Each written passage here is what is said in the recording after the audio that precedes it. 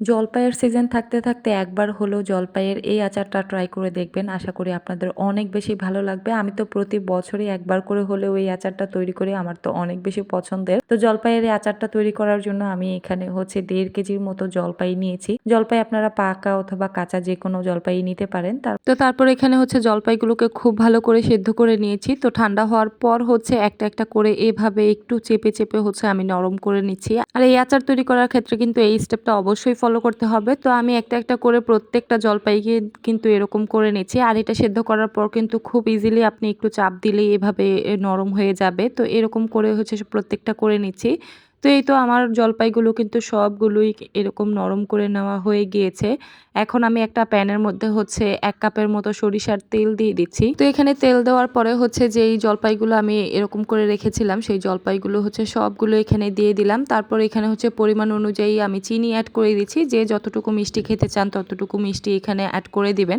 অনেকেই হচ্ছে এই আচারটা একটু টক মিষ্টি খেতে পছন্দ করেন। সেই অনুযায়ী হচ্ছে আপনারা আপনাদের পছন্দ অনুযায়ী চিনিটা অ্যাড করবেন এখানে।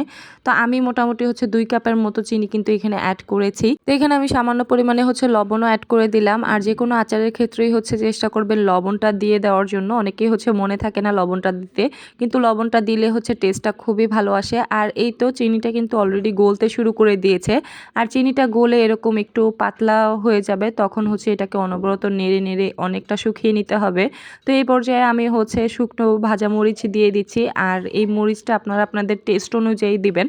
যদি ঝাল বেশি খেতে চান তাহলে মরিচের পরিমাণ একটু বাড়িয়ে দিবেন। তো আমি আমার পরিমাণ অনুযায়ী হচ্ছে মরিচটাও কিন্তু এখানে অ্যাড করে দিয়েছি। এবারে হচ্ছে এটাকে মিডিয়াম আঁচে রেখে অনবরত নেড়ে নেড়ে কালারটা চেঞ্জ করে নিতে হবে।